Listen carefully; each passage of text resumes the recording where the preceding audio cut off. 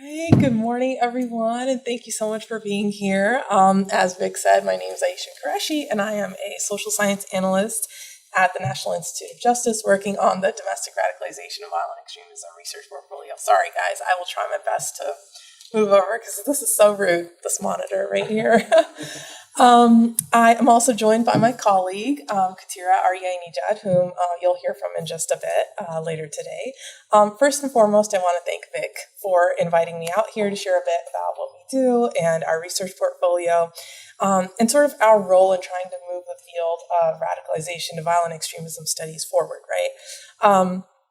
Vic initially, as he said, reached out to me sort of, still in peak pandemic, and there were a lot of travel restrictions in place. And I said, sorry, our agency isn't allowing for travel right now. And he was persistent and he reached back out. And I think sort of the silver lining of that was while all that time had passed, we were working with Kat on a synthesis project, and she was really kind of looking at years and years of NIJ-funded research, synthesizing it, trying to understand what are some of the key takeaways and lessons learned, and some actionable, next steps that we can take from all of this funding that NIJ is putting into this space. And so I think the opportunity was just really, really perfect in terms of timing. So thank you so much. And I want to thank all of you for being here today. I know you could have been anywhere else and you chose to come and listen to us. We're based out of the DC area, so it's our first time in El Paso, and we're very grateful that you guys are hosting us and with us today, and we hope that it'll be a really great conversation. I am going to have to click twice, so there we go. Okay. So I just want to start off by saying that Kat's presentation is going to be a lot more exciting than mine. I have to go over all the boring stuff, but I think the boring stuff is kind of important to lay the foundation for everything that Kat is going to share. My presentation is going to focus on sort of providing an overview of the domestic radicalization of violent extremism research portfolio at the National Institute of Justice, which is a part of the Department of Justice. I'm also going to highlight the purpose and the goals of the program and share some key findings from some of the research, but leave that mostly to Kat, and kind of discuss the next steps that NIJ is taking to try to address some of the more nuanced challenges that are being faced by policy and practice partners. And we'll also talk a bit about how we're using the money that Congress gives us to put out solicitations and the application and review process, so you kind of understand the rigor with which we sort of scrutinize and critique our applications to make sure that we're funding the most up-to-date topics and the most rigorous research methods. So what is the National Institute of Justice? So NIJ is essentially the research arm of the DOJ, for those of you who may not know, and we're housed under the Office of Justice Programs. And NIJ's mission is to provide objective and independent knowledge and tools to inform the decision-making processes of the criminal justice community and to reduce crime and advance justice.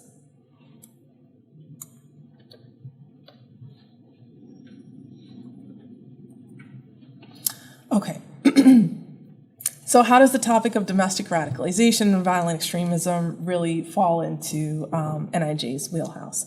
So I'll talk a little bit about our history here and how the current program kind of came to be. So after the September 11th attacks, NIJ and the National Academies of Sciences developed a research agenda that focused on things like developing terrorism databases, right? Or improving the responses to terrorism and studying the makeup of terrorist organizations. So, their culture and their structure. And these investments kind of helped play a really vital role in the development of some of the major nationally and internationally recognized terrorism databases and research centers that you hear about until this day. And so that's places like the START Center at the University of Maryland, the Triangle Center on Terrorism and Homeland Security at Duke University, and the Terrorism Research Center at the University of Arkansas. It also includes some of the more comprehensive databases of terrorism and radicalization, so things like the Global Terrorism Database and the American Terrorism Study. And these initial investments after 9/11, they sort of came to a close around 2009. We kind of worked and funded some research related to that, and then those efforts sort of started to wind down. And then in 2012, we got a congressional mandate from Congress to fund research to, quote, develop a better understanding of the domestic radicalization phenomenon and advance evidence-based strategies for intervention and prevention, end quote. And so this is what turned out to be the inception of the new program that is to this day referred to as the Domestic Radicalization and Violent Extremism Research Portfolio. And fortunately, every year since 2012, we have been able to fund research projects under this mandate. And we now have over 50 studies totaling at, I think, over $30 million that kind of shed light on questions about a variety of subtopics, which includes things like the drivers of radicalization, the role that the internet and social media play in that radicalization process, and what works and what doesn't work when it comes to prevention and intervention programming. You'll see that, this 2012 mandate was a pretty significant shift from what the initial investments sort of in the immediate aftermath of 9/11 were. So the mandate in 2012 really kind of turned our attention to what some people may call the pre-crime space, where we're trying to prevent and intervene against terrorism, which is where we want to be, right? We want to be sort of ahead of the curve and ahead of the problem and focus on prevention and intervention before a person engages in a violent extremist act. So this mandate kind of pushed us to move our understanding about the causes of radicalization to violent extremism forward. We're trying to understand, how to identify individuals who are radicalizing first and foremost, and that means sort of figuring out the signs and the signals that they might be giving off, how they can be detected early on by peers, and by peers I mean family members and friends who our research shows are the most likely to, first see the signs of possible radicalization, but are the least likely to report for various reasons that Kat will kind of go over. So that's kind of the key, right? To understanding what we're doing at NIJ. We're trying to understand how and why people radicalize, and we do that by supporting, new science through our research grants and making sure that we're working with as many of our federal partners as we can, and most importantly, that right now includes the Department of Homeland Security Science and Technology Directorate. So that is a little bit about our program. So more specifically, so when the program was first launched in 2012, the goal of the new research portfolio was to answer three main questions. So what are the primary drivers of radicalization to violent extremism? How do they vary across cohorts? So by grievance, by age, by socioeconomic status. How is radicalization to violent extremism analogous to other forms of mass violence? Or violent crime. What policy choices or programmatic interventions prevent or reduce radicalization to violent extremism, induce disengagement from violent extremism, or support de-radicalization and desistance from violent extremism? And as we'll discuss shortly, many of the awards funded through these solicitations have helped answer or shed light on some of these questions. However, as the field of terrorism studies has evolved, in addition to the changing nature of the threat that we're facing in the U.S., NIJ has started funding awards that might help explain some of the more nuanced challenges and threats that we're facing. So let's take a moment to discuss some of those changing threats and the changing responses to it. So obviously we've seen sort of terrorism growing at alarming rates in recent years. We saw a pretty stark increase in both the number and lethality of terrorist attacks in the country. This trend really seemed to peak in 2015 and kind of increased through 2018, and then we saw a dip a bit in 2019. And of course, then the pandemic happened and completely changed our way of life.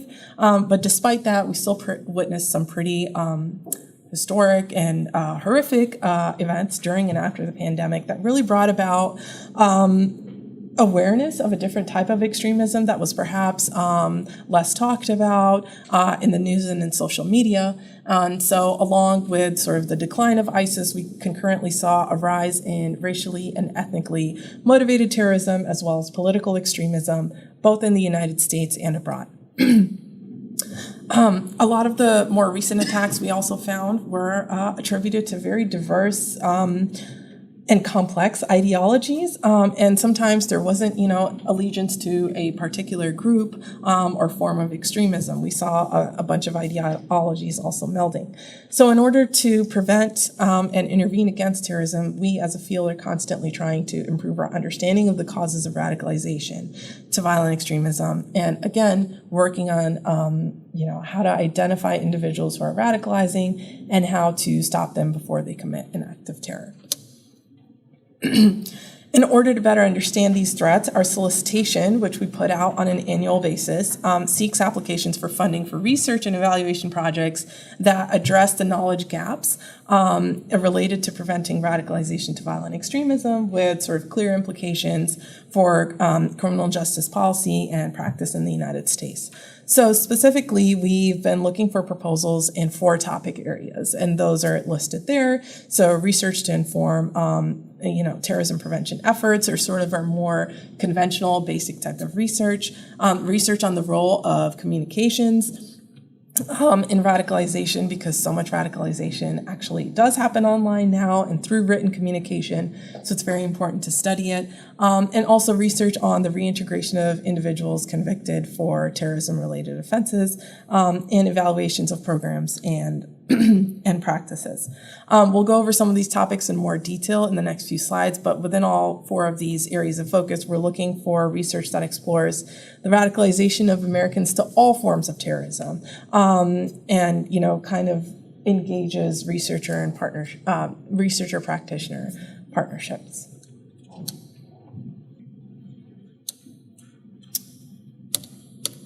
So we're going to talk a little bit now about the actual solicitation. So I just kind of went over the 4 topic areas. Under the first topic area, just to elaborate a little bit more, we're looking for applications that build and improve on existing national and international research in the area of terrorism prevention, including research that improves on program development, data sources, and methods. So we're encouraging studies about risk and protective factors as they relate to radicalization and terrorism within the evolving terrorist threat landscape in the U.S., and we're also particularly interested in developing and understanding how the radicalization process is similar or different based on the types of extremist ideologies that are kind of coming to the forefront of the threat landscape. Again, as it regards the spectrum of political ideologies, NIJ has and continues to be sort of agnostic to ideology. In other words, Congress has mandated that we fund research on projects that study the causes of radicalization to any and all forms of extremism.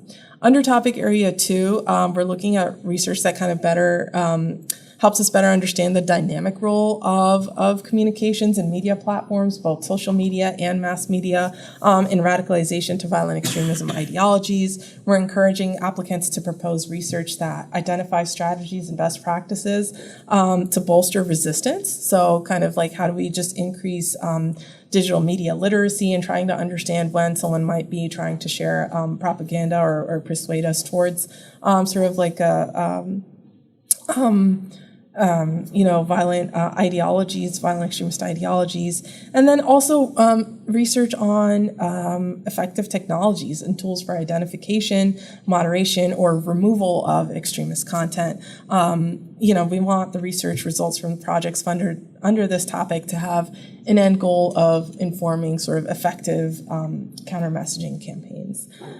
Throughout the whole solicitation, but especially under this sort of subtopic, we expect applicants to ensure that they are proposing research that respects constitutional protections for expression, for association, free speech, and we don't allow an applicant to focus sort of solely on social media data and kind of want that research project to be paired up with some another offline component as well. Under topic area 3, so, it was around 2017 or 2018 that the field kind of started talking a little bit about, folks who had been incarcerated for terrorism-related offenses, particularly right after 9/11, and they were starting to be released. And there was a lot of talk about, okay, well, what do we do with these people? What are their risks? What are their needs? And how do we successfully reintegrate them back into our societies? And we found that there was a lot of consensus on the fact that we didn't know what these individuals, what type of risk they posed, or what their needs were for successful reintegration. And so in fiscal year 2019, actually, for the first time ever, we put this topic area on one of our solicitations, and we got a few responses for it and some studies that are focusing on that. And then lastly, topic area 4, just looking at evaluations of programs and practices to prevent terrorism. Kat is going to go into a lot more detail about this, but just looking at formative evaluations and evaluability assessments and outcome evaluations of terrorism prevention programs. So there are, as she will share, a lot of challenges associated with this and a lot of lessons learned, but even those lessons that we learned from that are really kind of valuable in informing our work. I'm sorry, I kind of did a slide out of order, but I did want to go over this. A few slides ago, we talked about how the threat landscape was changing, right? And of course, that's a cause for us to change our solicitation as well. So we want to keep up with the time. So some of the changes that we saw were, first and foremost, being an increase in funding that we began to get from Congress every year. And that kind of really reiterates what a national priority this is. So the Senate and the House sort of propose budgets, and then there's one that's finally approved and given to us, and we have to spend that money on certain research projects related to this specific mandate. And so generally, we've been seeing that money increase on an annual basis. When it sort of comes to funding, the question of how many awards we anticipate actually funding really varies from year to year. We've had as many as 8 applications awarded in a single year, and as little as 2. The average amount that's typically awarded is around $750,000, but we've had applications that have proposed as much as 1.7 million and some as low as 400,000. So that's kind of like giving you guys an idea of the amount of money that's given to each project. We also updated our solicitation, as I just sort of reiterated, that with these 2 areas of focus. And in topic area 1, we've really kind of shown an interest in trying to understand the unique violent extremism threat landscape in the U.S., and in particular, what grievances are now driving that radicalization. It's a lot different from sort of the aftermath of 9/11 and where we are today. But also, we for the first time ever, and especially since the National Strategy for Countering Domestic Terrorism was released in June of 2021, we added this subtopic or research area of focus, kind of focusing on mis, dis, and malinformation and how to sort of understand how that spreads and how to counter it. Next, there is some language in the solicitation that specifically calls out certain groups or ideologies that promote potential violent extremism. And I want to reiterate again that, NIJ funds research on all types of extremist ideologies, and that will continue funding research on radicalization to any form of extreme violence. But we also recognize that the applications that we receive each year are in line with the field and with the current threat landscape.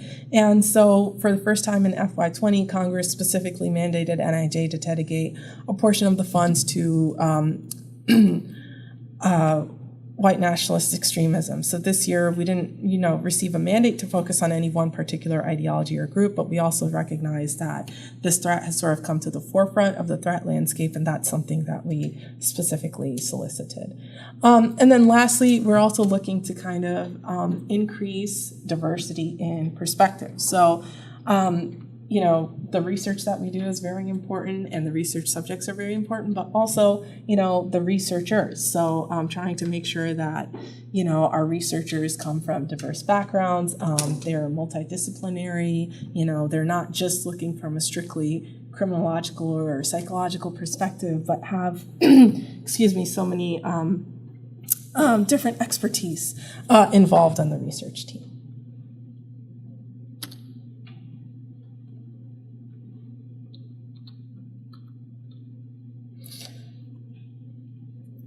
So for FY23, again, this is kind of the highlights. We were, sort of given a certain amount of money. We're focusing more so on domestic violent extremist ideologies. There was a big focus on sort of safeguarding our democratic principles and institutions, trying to understand long-term drivers of radicalization, mistis and malinformation, so MDM, and the broader role of communications and diversity in extremism research.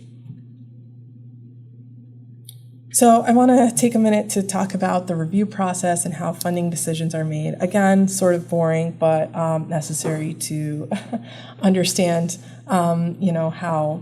how this research is funded. So once an application passes the basic minimum requirements, so all the critical components like the abstract and the budget are in the application, it moves on to an external peer review process. And the external peer review panels are made up of researchers and practitioners in the fields relevant to the solicitation. So they score applications and discuss them, and then they provide NIJ with the merits or the critiques of the application. External peer reviewers use kind of the following rubric to assess each application. So statement of the problem, does the applicant understand the problem? Are they showing an understanding of the most current literature that's out there? Are they asking the right research questions? Project design and implementation, so we're kind of looking at the rigor of the research methods proposed. Is the project feasible? Can they actually carry it out?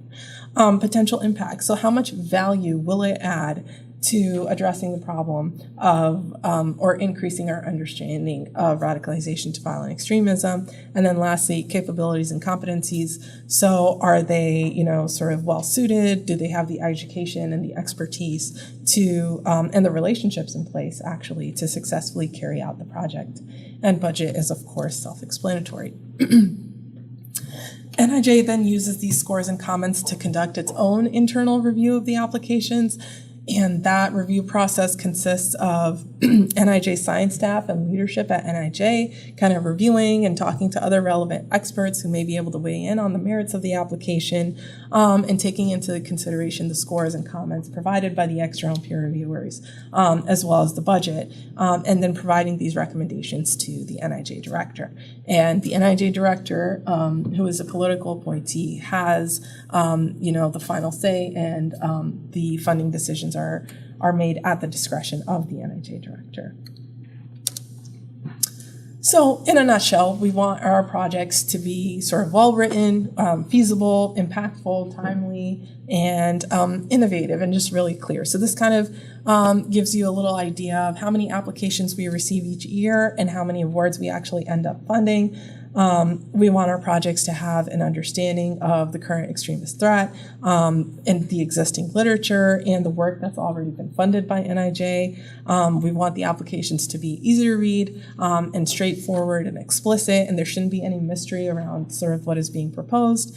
And we want the most rigorous research designs. There are three sort of key deliverables that our grantees are expected to provide. So a final research report, any data sets that are associated with that, any documentation, and scholarly products. And that's where you can see sort of from this graphic that to date we have over 600 products that have come about as a result of our funded research under this portfolio, with the two most common being, of course, presentations and peer-reviewed journal articles. But we are trying to change that, and we'll get into that in just a little bit. So what have we learned? We actually commissioned some synthesis papers a few years ago summarizing findings from 15 NIJ-funded studies. And one of the major findings was that there are actually some pretty common risk factors or things that make someone more likely to radicalize that were shared factors across various ideologies and were present both within group-based and lone actor terrorists. And so just a few of those risk factors were, for example, having a criminal history, having mental health issues, being unemployed, being single, being socially isolated, and having military experience. And that's actually a pretty important finding for us because NIJ doesn't really study any one particular form of extremism. We've always been sort of agnostic, as I said, to ideology. And so having this information was very helpful. On the one hand, that makes our research portfolio pretty broad, but it's also more encompassing of the totality of the problem here in America. And as we all know, many of you are probably much better than I do, that radicalization of violent extremism is a pretty complex phenomenon. And so not only are terrorist acts carried out by people with different ideologies, those groups also have somewhat nuanced radicalization processes. And again, Kat's going to be kind of going over more of all of this. So that is what I had for that slide.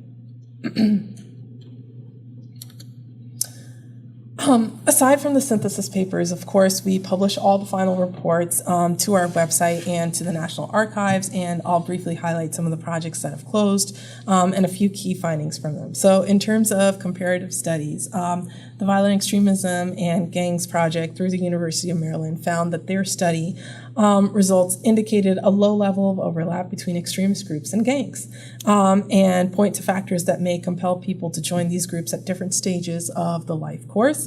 The study also identified a variety of risk factors that are foundational in developing resilience within individuals and communities to gang and extremist group involvement.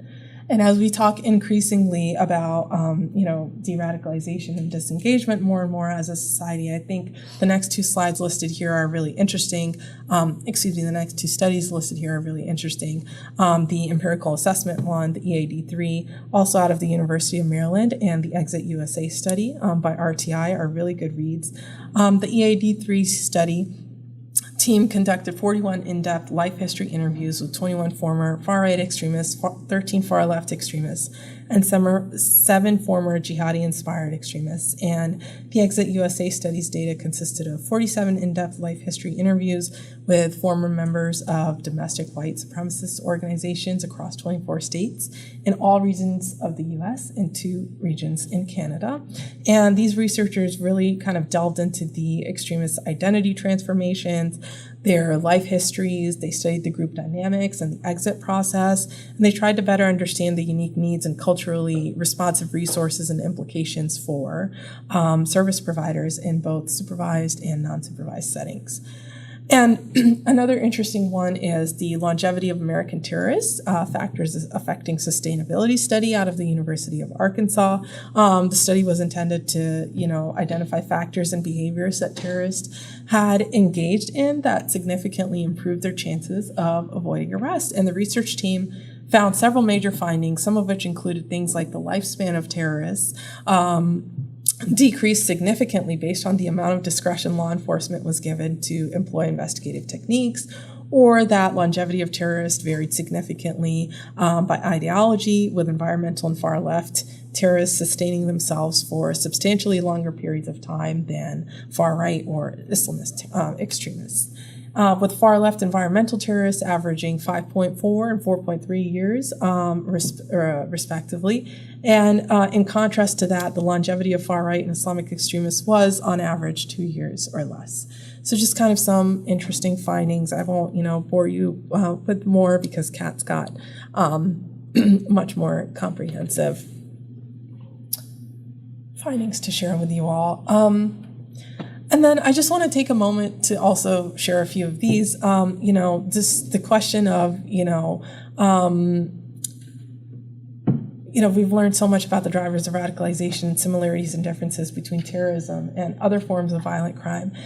We also have learned that a majority of recruitment and radicalization occurs over the internet and through social media, and that's only been exacerbated by the pandemic. Well, one of the most important findings may be that there is no one-size-fits-all approach to these questions. There's no single checklist that determines whether someone is on the path to becoming a terrorist, and at the same time, as we discussed, we have different ideologies coming to the forefront of our national threat landscape, and so this presents new challenges in areas that need to be researched. So in an attempt to sort of meet that need, we're supporting significant new areas of inquiry in our radicalization portfolio. I've listed a few ongoing studies here, but just to give you guys an overview, we're trying to take a closer look at some of the reasons why people are hesitant to come forward and report things to authorities that might help law enforcement prevent or intervene during the commission of a terrorist act. We're funding researchers to talk with former extremists, both within and outside of these sort of populations that we discussed earlier, and their families and friends, and what they think could have been helpful resources or sort of critical points of intervention. We're also trying to better understand how local communities can work together and draw on different sectors like education, like public health, social services, et cetera, to help those who may be on the path towards radicalization, and how to make those efforts sort of practically feasible. And of course, we're continuing to fund studies to help us better understand the semantics and rhetoric being used to recruit and amplify extremist voices and actions.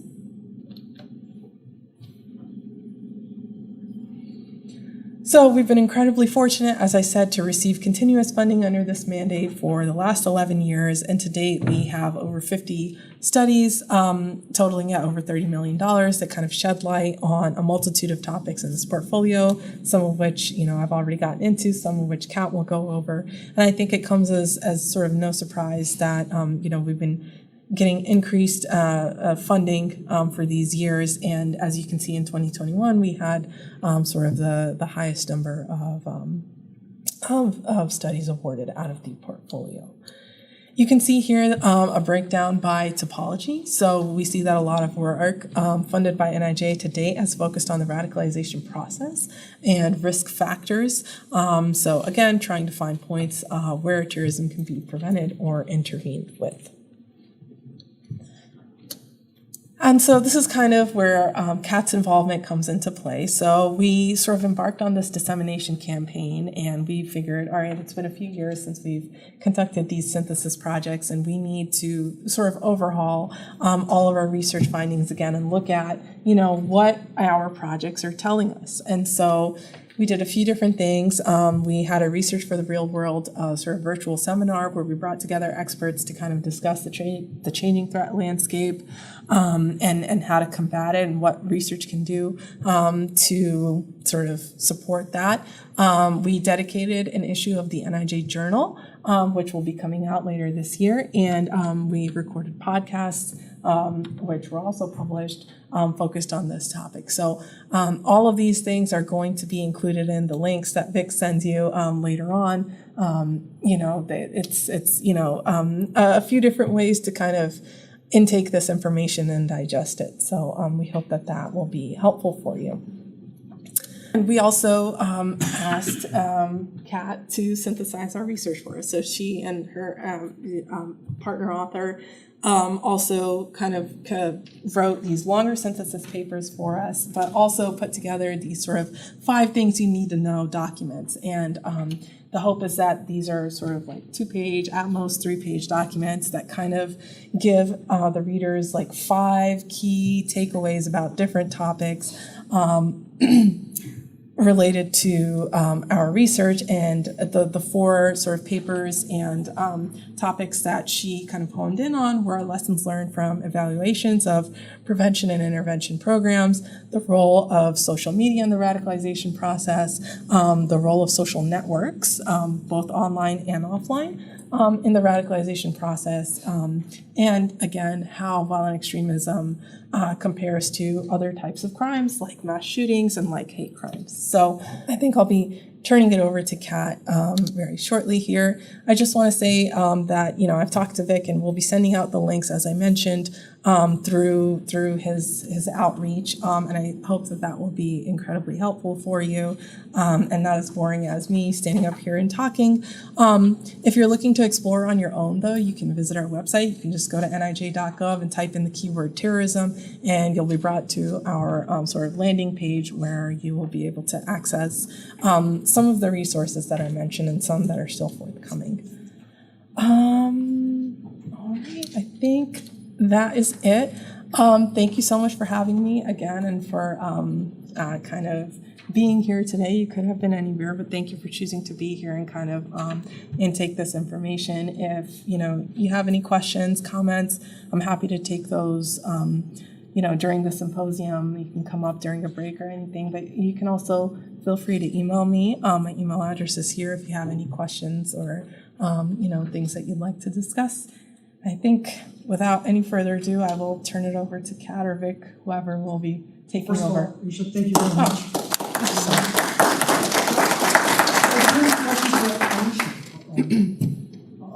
Please, you gotta have a question, right? I'll tell you what, the first question will get a YouTube challenge. Okay? Any questions?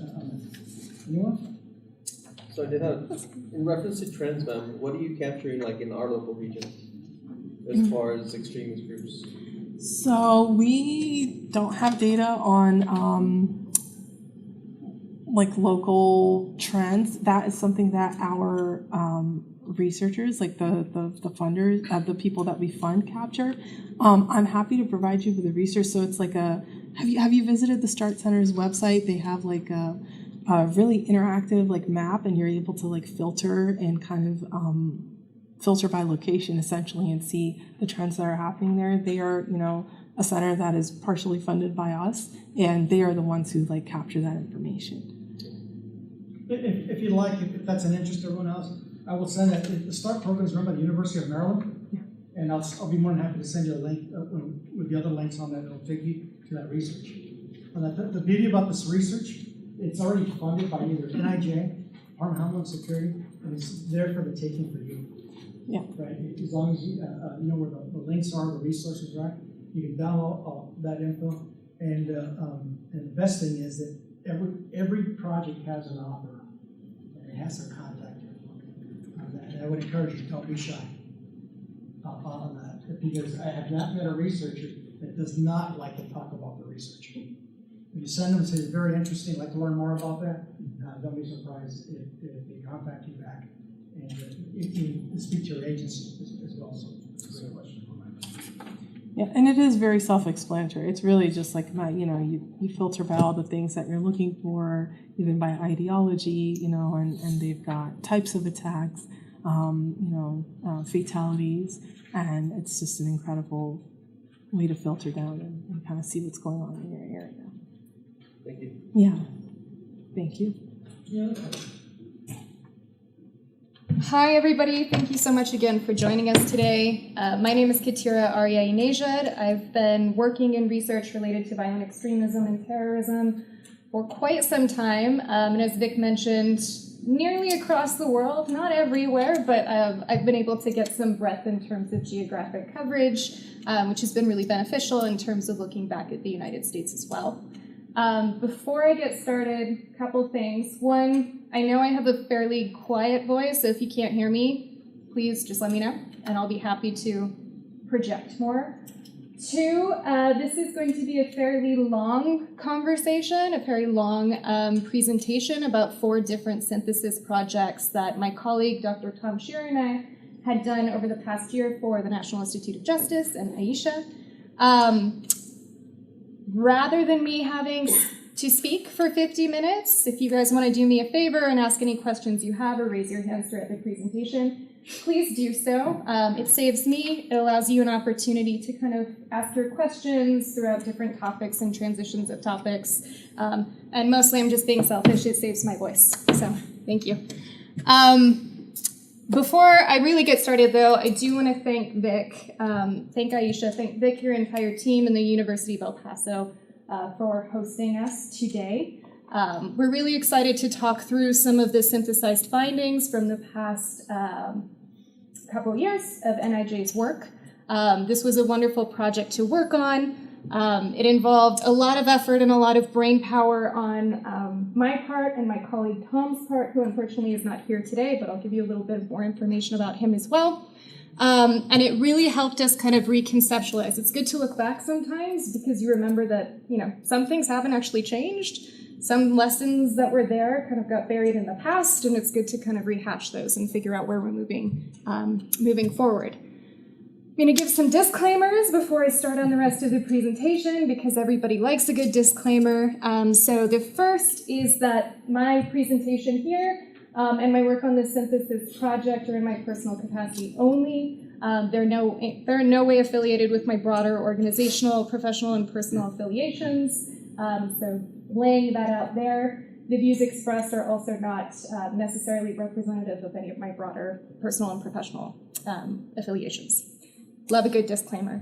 And second, just for background, the synthesis project and the 4 studies that I will be presenting on today were funded by the Department of Justice, the National Institute of Justice, and the opinions and views represented in this presentation and in the ultimate reports are those of my own and Thomas Shearer, who is not here today, and don't necessarily reflect the official position of the Department of Justice. So thank you guys all for joining again, and let's get started if I can figure out how to be technologically literate again. So Aisha gave us a little bit of background on some of the previous synthesis efforts that have been spawned through NIJ's research focused on domestic radicalization to terrorism. This synthesis effort, as Aisha mentioned, took place over the last year and involved a very broad review at first for 4 specific topics. So the first topic being the role of social networks in radicalization, and in disengagement. The second being internet and social media and its role in radicalization in the domestic space. The third on learning from evaluations, so reviewing some of the formative impact and outcome evaluations funded by NIJ over the past couple of years to learn different lessons. I say evaluation now. I will make a plug for Vic. Please fill out your surveys. Evaluations are very important and they're very difficult a lot of the times because there's not enough data. So do your part, and thank you. And then the final project, which was one of my favorite, was comparing the profiles of individuals who had radicalized to violent extremism or committed violent extremist crimes to those who had committed similar types of violent crimes, so mass shootings and hate or bias crimes. And I will get more into that in the next slide. Conducting, I guess, this review and synthesis, my colleague Thomas Shearer and I reviewed over 40 of NIJ's grants they had funded in the past, on both in terms of the portfolio related to domestic radicalization to terrorism, but also from alternative portfolios as well, the portfolio on mass shootings and the portfolio on hate and bias crimes. We were really able to dig into a lot of the different findings. Not all of them, unfortunately, informed the final products. They were at varying stages. So some were completed, some were kind of ongoing at the time, some were relevant to the 4 questions we were asked to answer, others were not so much relevant. So at the end, we drew primarily from 33 grants and different research products that had been funded out of them in creating our synthesis projects.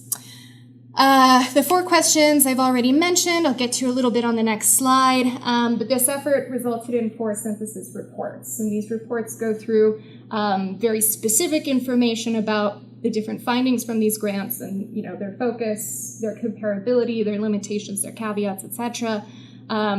Synthesized findings based on the extent to which we can compare a lot of this information for policy and practice, and then gaps and recommendations for future efforts, both in the research space and in the policy and practice space. These are accompanied by 4 of 5 Things brochures. So Aisha had shown a slide about the 5 Things brochures from previous efforts in her presentation. We are hoping those will be published soon, but publications are publications. So we will let you know, right? Correct. Awesome. Okay. So moving on to the 4 topics.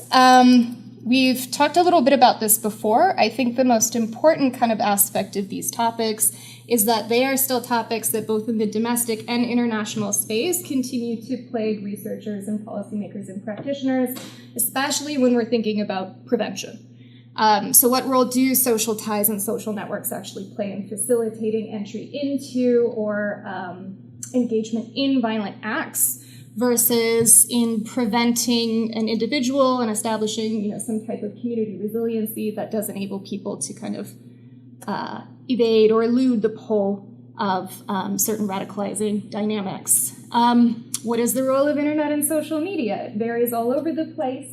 It's a very complex topic. You're going to hear me say complex a lot. I know that's very frustrating. I also don't like hearing that. It does sound like a cop-out sometimes, but in reality, these are incredibly highly individualized, complex, and context-dependent issues that we're dealing with, so complexity is really important to understand. We're going to try to give you some framing to make better sense of that complexity. Although, again, as Aisha had mentioned, there's no one-size-fits-all solution. There's no one-size-fits-all profile to an individual who radicalizes and to disengaging and rehabilitating that individual as well. Evaluating and assessing terrorism prevention programs is a thorn in everyone's side. It is notoriously difficult. So we'll get into some of the challenges there and some opportunities to improve those programs based on lessons. And again, there's so many overlaps between different forms of violence. It gets very difficult to understand what is violent extremism versus what is, a different type of violence, especially because they overlap so many times, and they don't necessarily have clear and concrete definitions. So how do you define violent extremism versus a hate crime? Complex problems, still an issue in the international and domestic space, so we're really excited to share some lessons about those. Obviously, a lot of these topics are inherently intertwined. Social networks are intertwined with internet, social media, and radicalization, which are intertwined with terrorism prevention programs aimed to address those. So at the end of this presentation, I'll be giving an overview of some of those overlaps in terms of the findings to kind of tie all of these different topics together. Any questions so far? Cool. I will call on you guys. So, all right. Moving into caveats and limitations before we dig into findings. Again, everybody's favorite topic. As I mentioned before, and as again from Aisha's presentation, a lot of these research projects are varied, so they're not necessarily comparable. They took place in different time periods, they focused on different geographies, they focused on different ideological strands, and they focused on different kind of demographic information. So while these are not necessarily comparable in a scientific sense, what we've attempted to do is bridge together and kind of put together a puzzle where while we're not saying these are, fully generalizable findings and fully generalizable insights, they do give us some sense of, where overlaps might be and where we should continue to explore and make considerations based on those overlaps. And to further deal with these, a portion of our synthesis effort focused on framing. So making different frames that would help us kind of facilitate that comparison to the extent possible, but also make sense of, again, the complexity. So complexity, again, that characterizes a lot of these dynamics. So let's get started on the role of social networks in facilitating and preventing domestic radicalization. Social networks have historically been seen as a very integral portion of decisions to engage in or defect from violent extremism around the world, and including in the United States, of course. They're often seen, many radicalization decisions are attributed to familial ties, to gaps in familial understanding, to peers who would also join these different groups. But again, this varies from an individual to individual level, and so the question is, what types of ties, what types of friendship actually facilitates or changes someone's mind and facilitates their mobilization into violent action and violent groups. To do this, we looked at about 7 projects. These projects included a number of projects looking at disengagement, prevention, and radicalization among individuals who had joined different groups, from the far left to the far right to jihadist and other types of violent extremism. We also included studies that looked at lone actors to gauge whether or not social networks actually played a role in their decision to radicalize or their decision to engage in violent extremist activities. In doing so, And in reviewing a lot of the materials, again, some of it was rather disparate, we decided to construct a frame to help us make sense of beyond just, did a friend encourage you to join? Did a family member encourage you to defect? How do we make sense of different types of social relationships? So we categorize these into two main constructs. First, organic social networks. And by organic social networks, I mean family ties, pre-existing social ties, the community that you're embedded in. These are social networks that you have, but you can't necessarily choose all of the time. To an extent, you can choose your neighbors by choosing your neighborhood, but you can't self-select exactly who is your neighbor, unless you're perhaps really rich, and in that case, good for you. But a little bit more difficult to do that in the real world. Constructed social relationships, rather, are those relationships that we do choose, that we do seek out, that we do actively try to foster. So these are friendships. These are relationships with individuals that we perhaps idolize. These are romantic relationships, other types of relationships that we choose to pursue rather than having, kind of a part of us organically. And of course, recognizing that individual factors, perceptions, and experiences necessarily shape radicalization outcomes, we went ahead and threw that into caveats. Caveats are fun. But again, our real impetus was looking through a lot of these different studies and trying to figure out whether organic and constructed social networks actually played a role in these decisions, and if so, what role? Were they a gatekeeper? Were they kind of a gateway to radicalization? How did this actually play out in practice? So, moving on to the findings. We've detailed 5 here that kind of give us a good idea of what the full body of literature actually told us about this. So number 1 might not be a surprise, or at least a portion of it might not be a surprise. But radicalization is an inherently social process, and this is even so among lone actors. There is a perception that lone actors are often socially isolated. They don't necessarily have social networks. They live in their own head. They live in their own world. But studies funded by the National Institute of Justice pointed to very concrete social ties, primarily constructed through online communities and actual in-person relationships, many of which involved, again, an idolized individual, somebody who was seen as a hero, somebody who was seen as a leader in an extremist movement, who these so-called lone actors wanted to kind of venerate and impress. So even though we consider lone actors to be somewhat separate from those that participate in groups and group activities, the role of social networks there can be quite strong. Number 2, social isolation from non-extremist groups and the size of extremist groups can both impact radicalization to violence. So social isolation, we're talking here, is about social isolation from both constructed and organic friendship, peer groups, social networks. Individuals who continued along a path of socially isolating them from previous friends, friends who did not necessarily believe in non-extremist ideologies, from family members who were trying to dissuade them from joining or kind of pursuing and continuing to radicalize along the path that they were on. That increasing social isolation in some studies was shown to actually, in effect, increase the radicalization of those individuals to the extent that you can actually measure that. So isolating from individuals who would otherwise provide protective factors, again, both organic and constructed relationships, was seen as a precursor to or a factor facilitating increased radicalization and potentially a risk factor. So looking out for relationships and strains in relationships as a potential indicator of increasing radicalization and mobilization to violence. The size of extremist groups was also shown to potentially have an impact on the decisions to radicalize to violence. This varied. So some of this smaller extremist groups were seen to be a little bit more tight-knit and therefore a little bit more susceptible to groupthink, I guess you could say, right?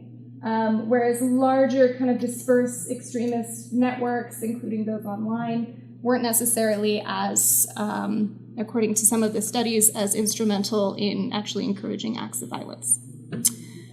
Number 3, while important, family connections are not a reliable safeguard against radicalization. So there has been a body of work that has suggested that increasing familial involvement in different lives, increasing, knowledge about parenting practices, etc., will lead to resilience to radicalization to violence.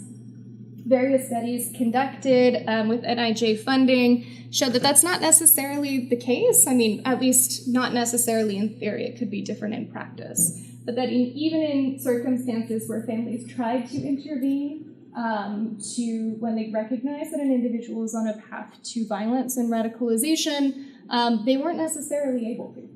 And this kind of coincides with this social isolation process. The further their efforts went to try to intervene in this process, the further that individual had pulled away. These are based on very isolated case studies, so again, this isn't necessarily generalizable, but it is an important consideration moving forward. Finally, peers have a meaningful influence on pathways both into and out of radicalization. This includes peers in terms of random strangers, as well as peers in terms of friend groups and in terms of romantic relationships. The role of romantic relationships was a very interesting one, with a study on disengagement and rehabilitation, specifically noting that when an individual had changed a romantic partner, a non-extremist romantic partner, that had actually been seen to encourage disengagement from extremist views and extremist groups. Same thing with meeting individuals who had previously been perceived as being an outgroup by an extremist group. Outgroup being not part of, the group, the ideology.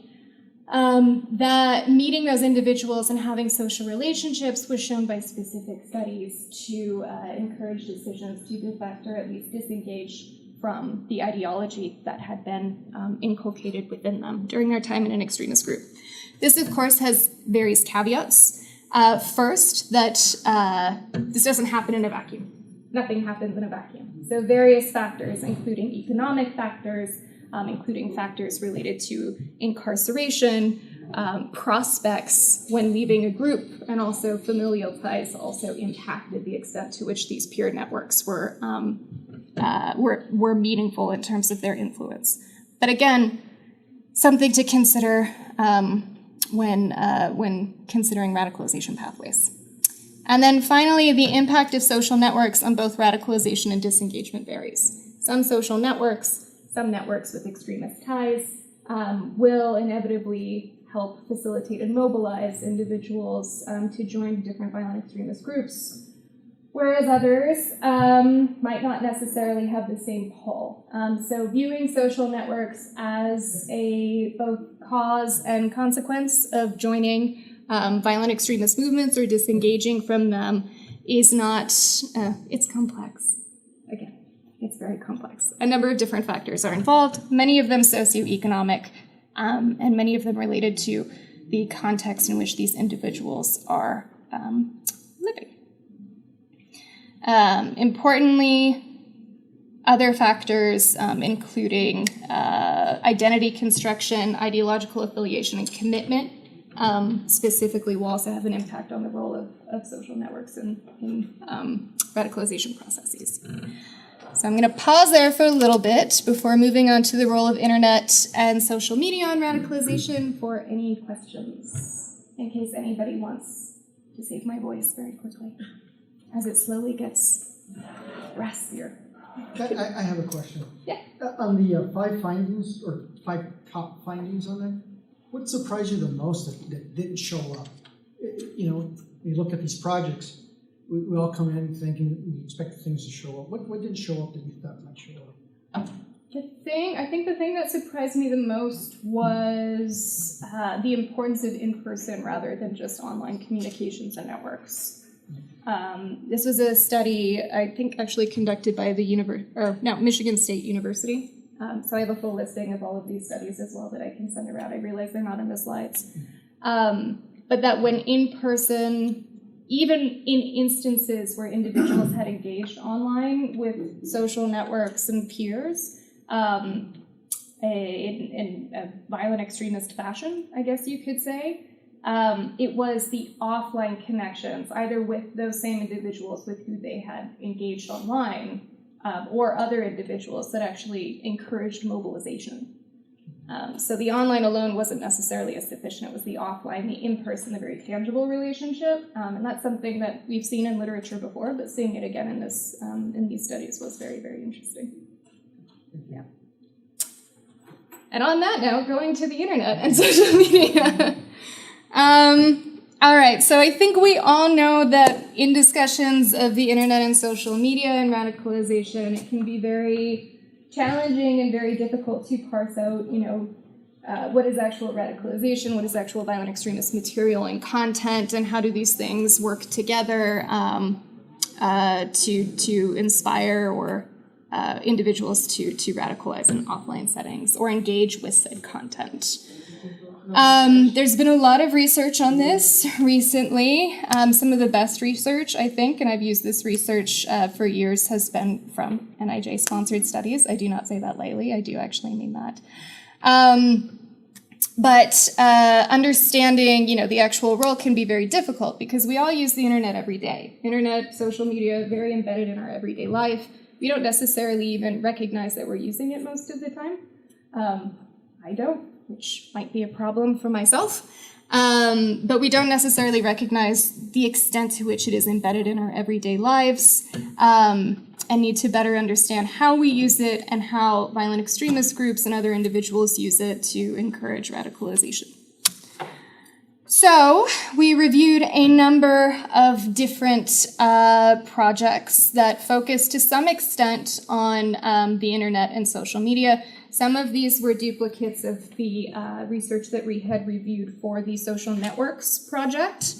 So disclaimer there, because they were, necessarily part of the same subject matter. And found that the internet had been used in a variety of ways of different individuals who had radicalized to violent extremism, and in ways that we don't necessarily consider all of the time. We tend to think of social media and the internet as a monolith, but again, the way we use it definitely varies. So to make sense of some of the findings from the body of research that we had looked at, we developed another frame, focusing on a couple different ways in which the internet is used to better understand how we address it, how we understand it, and how we create policy and programs to mitigate risks in the online space. So first and foremost is exploitation. And exploitation refers to how individuals and groups use online spaces to spread extremist ideologies and further their goals. This is the most indicative, I would posit, aspect of violent extremism online, but it does entail active use of the internet to spread or to mobilize based on violent extremist ideologies, to spread content, to spread propaganda, to recruit members through different chat rooms. This is all exploitation. And a lot of these different categories do inherently overlap. So for example, the next category, engagement, that refers to how individuals engage with others and consume violent extremist materials and content online, and including how that content and materials can in turn affect radicalization and trajectories. So the important thing here is that engagement does not necessarily equate with propensity. You can engage with violent extremist materials online. You can come across them, you can comment on them, you can share them, but that doesn't necessarily make you any more likely to actually engage in violence or radicalize. I have seen violent extremist materials online. That doesn't necessarily make me any more likely than anybody else to radicalize in this space. I realize that sounds weird when it comes out, but I think you get my meaning, so yeah. Those who engage with materials and individuals online that do have, that do follow violent extremist ideologies and promote violence can also exploit the online space. So just because an individual is involved in exploitation doesn't necessarily mean that they won't be involved in engagement. These are kind of fluid categories, which is why you have these different, it's the wrong mice, but these different arrows throughout. The broadest category at the bottom of this pyramid is risk. So risk refers to how an individual's online behaviors and individual factors may put them at risk of interacting, engaging, or potentially radicalizing, interacting, engaging, or potentially viewing radicalizing or violent extremist content. So risk is different from engagement. It doesn't necessarily mean that you are in spaces where violent extremist content is present, but it does mean that your behaviors and your activities online may increase the likelihood that you will come across that content. Again, it doesn't necessarily equate with propensity to commit violence or to radicalize or join a violent extremist group or even believe in a violent extremist ideology. It just means that the behaviors that you adapt, the understanding that you have of online risk is such that you might be more likely or less likely to actually view this type of content or come across it in an online space. And then the final category is mitigation, and mitigation is kind of embedded within all of these. It's on the outside, but it's very relevant to each, and that refers to protective factors. So that can be policies, that can be individual behaviors and characteristics, that can be programs, that can be social networks or other ties or education. These are protective factors that divert or intervene when an individual is at risk, engaging in or exploiting the internet and social media spaces with violent extremist content. So, given that framing, which kind of gives us a better idea of, again, the differences between some of this research. We don't want to overgeneralize research on risk with research on exploitation. Because you're at risk doesn't mean that you're exploiting. And these are really important factors to consider. So 5 key findings on the role of the internet and social media. The first being that the connection between radicalization and the internet is necessarily complex. You get the word again. And it depends on individual and offline factors. Many of these studies focused on, again, the area related to risk and engagement more so than exploitation, which is to be expected because it is very difficult to address and research exploitation in an online context. And found that different factors, including level of education, including political views, including peer networks, including engagement with strangers online, had an impact on the propensity to, again, view this content or engage in spaces where it was present. That being said, the line between viewing the content and radicalization is very opaque and very difficult to sometimes assess. 2 is that individuals who engage with extremist materials online and online networks, the reasons why they engage vary. So a study from the University of Maryland focused on far-right forums found specifically that individuals engaged in far-right forums for a variety of different reasons. Some engaged to be social. Some engaged to share their own ideas. Others lurked behind and used these different platforms as information gathering resources. So even within one platform, the variety of uses based on an individual's own preferences, an individual's own appetite for engagement will vary. Again, something important to consider when looking at content housed within them. Spending more time online and on specific platforms may increase an individual's risk of engaging with hateful content. This is drawn from 2 studies that focus on youth, and specifically youth who had been spending more on time and using websites such as YouTube and Facebook, in which they found that they had more of a likelihood to be exposed to or engage with hateful or potentially radicalizing content. This is an interesting finding because it is related to the following 2. So 1, that an individual's online interactions with others may increase their risk of exposure to hateful or potentially radicalizing content. Spending more time online, obviously you're more likely to find some different stuff online if you spend more time. Interacting with strangers and interacting with peers who are engaged in these other online spaces obviously will also increase your propensity to come across materials that you don't otherwise come across in online spaces.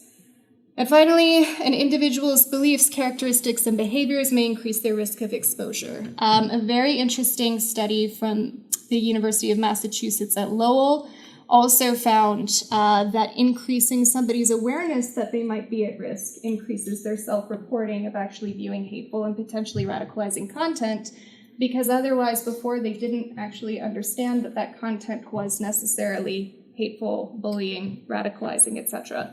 So the importance of education programs was very heavily underlined here as something to consider when reducing risk, or at least increasing awareness of what risk looks like in online environments, and hopefully creating some resilience within individuals who are engaged in those environments. Before I move on to evaluations, I will pause again so someone can save my voice. Which would be You said that YouTube and Facebook was the more prevalent social medias. Was there certain users or certain creators that were promoting these radicalization?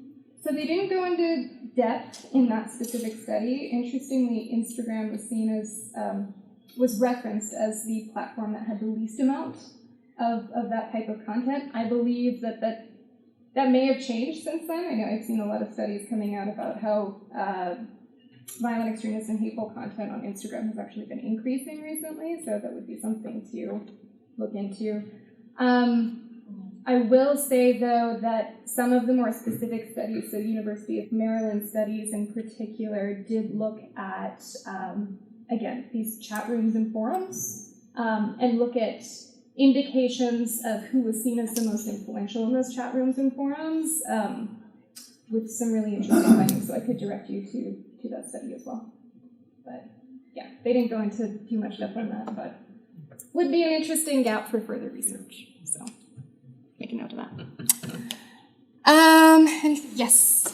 This may be part of your next presentation topic here, but did they notice any impacts from social media when companies decided to try to remove these extremist topics from their websites or platforms?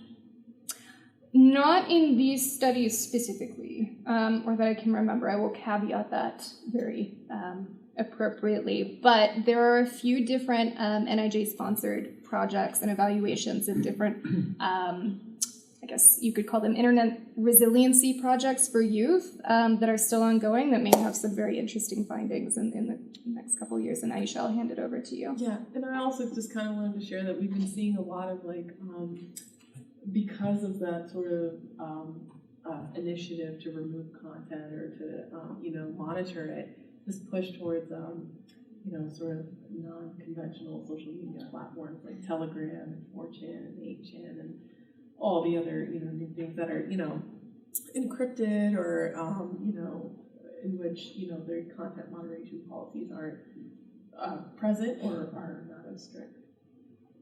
Yeah. So. And then there was they alluded to this a little bit as the study of far-right forums that I had mentioned before. They had looked at a chat room specific to women who were supportive of the Ku Klux Klan, with some really interesting findings about the nuance that went into language. I won't extrapolate those findings, but just to say that there have been other studies done in this space, in the online space, that have looked at how individuals and violent extremist groups, criminal groups, violent groups have massaged and nuanced their language, adopting pop culture references, adopting memes, of course. Memification's really big, to avoid content moderation while continuing to symbolically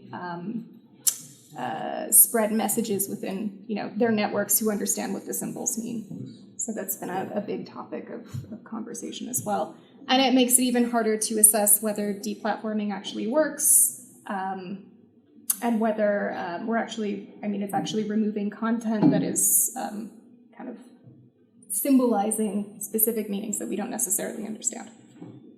And whether people actually mean what we assume they mean online, because again, when you generalize or when you adopt pop culture references, it's very difficult to tell whether somebody just really likes a movie or whether somebody's using a specific aspect of a movie to symbolize something else. So that's a little bit beyond this, but happy to talk more about that as well.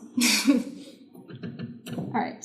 Can I real quick? Yeah. So from a law enforcement perspective, we were just talking about this the other day, how it's so much harder for us to kind of monitor and be aware of the situations and the conversations that are happening because it is being pushed from the more popular social media options to some of those other ones that are less known or that don't kind of moderate that kind of conversation.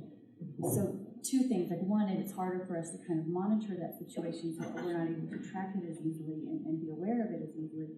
But two, and kind of on a positive side, does it hide it, then it makes it harder for a teenager or somebody that's looking for it to find it. Like it's not as open and available, or is that just moving naive? That the kids are able to access that stuff just as easily, even though it's not such a common platform.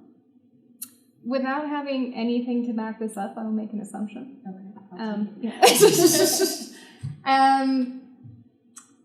I think it's kind of a double-edged sword.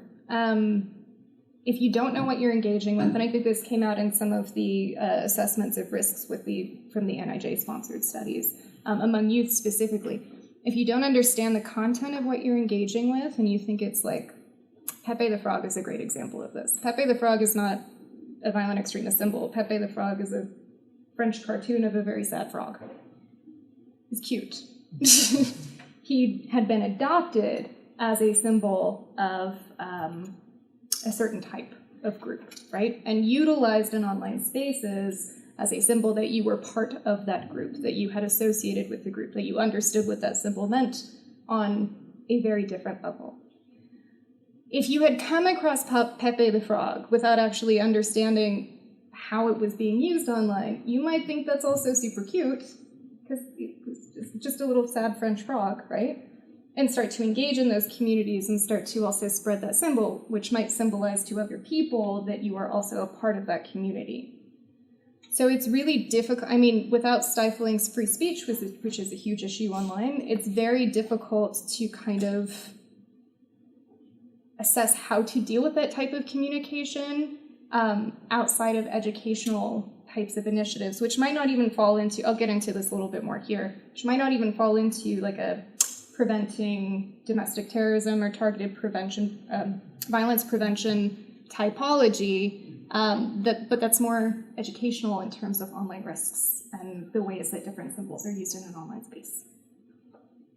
Can I also share something? Just also from a law enforcement perspective, I think your point is really well taken that, when the content comes down or to move, it makes it harder for you to identify or to locate certain things. And I think that's where, from a research perspective, you'd have proposals come in like, okay, we're looking at all content related to this hashtag on Twitter from 2015 to 2020, and it's kind of like, okay, that's retrospectively. But now I'm seeing the push go towards prospective research, and it's like, okay, we need to do this in real time and capture it because we don't understand what's being removed. We don't understand how it's being removed, the amount of content that's being removed, and so kind of doing prospective research, understanding in real time, and then creating tools for law enforcement to be able to prospectively, like you're anticipating an event, there's some kind of rally in your city or, some major event happening in your location, and, being able to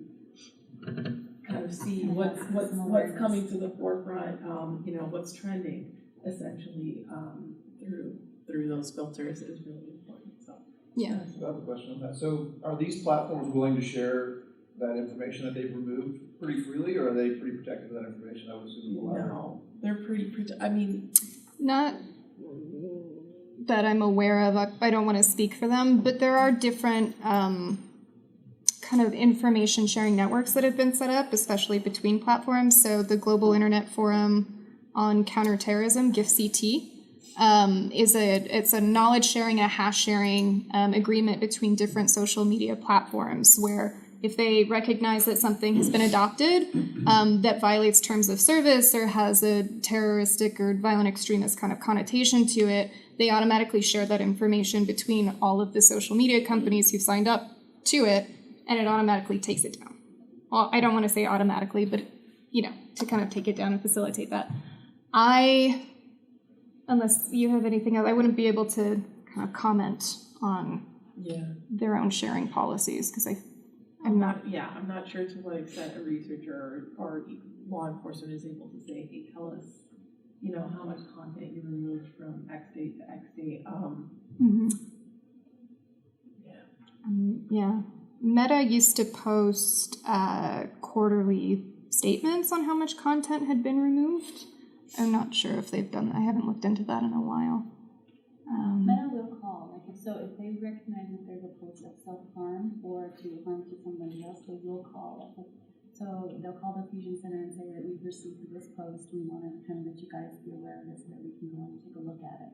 So before they remove it and take it down, they will notify law enforcement, but they're the only ones that can get any reporting from on that kind of thing. None of the other social media sites do that. Interesting.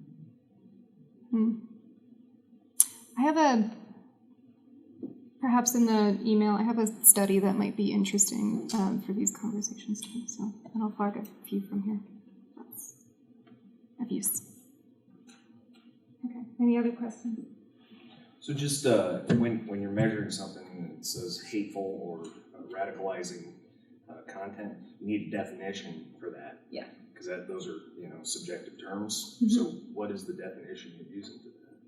So it varies based on the studies, which is why I've caveated against the comparability of a lot of these.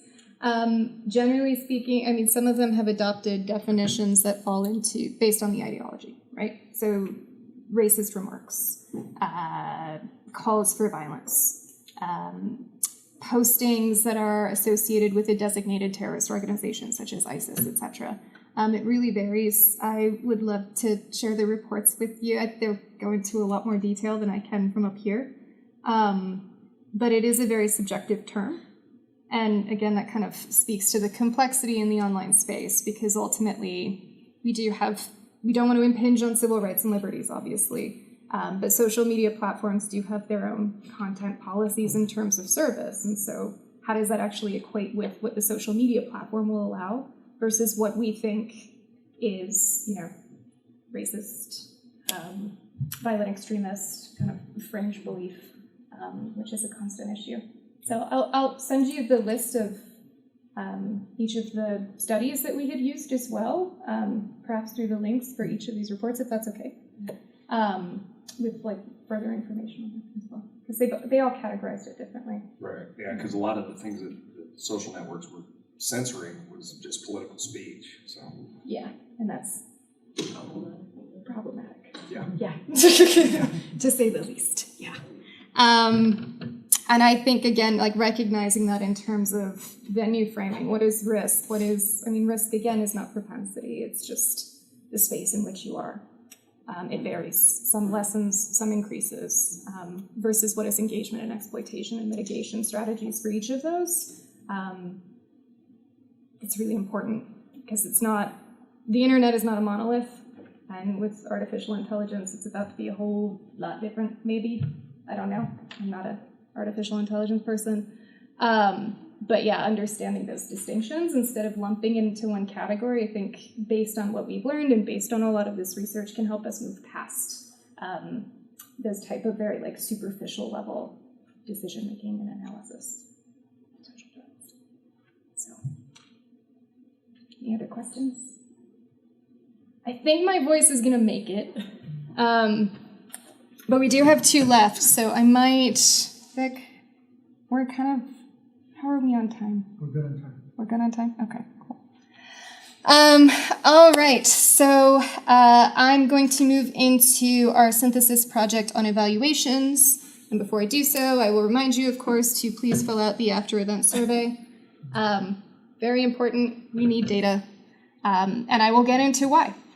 So, looking at, the previous 2 studies, what are these different dynamics? How do we actually address those? And what programs and policies have we used to mitigate, prevent, and address violent extremism in the past? And what do we actually know about how well they worked? Again, complexity comes up again.